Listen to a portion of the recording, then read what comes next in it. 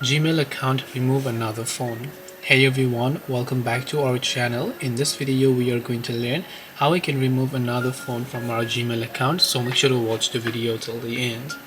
Now for this, open up the Gmail application, then tap on the profile icon from the top right hand side. Go to the option called manage your Google account. Once you go to Google account management page, on this particular page you want to simply navigate to the security tab over here.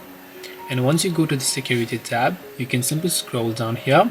You will find this option known as your devices, where you can just tap on the manage all devices option and you will be able to see a list of devices here. Then you can select a certain device that maybe you do or you don't recognize, tap on the sign out button and then sign out of those devices.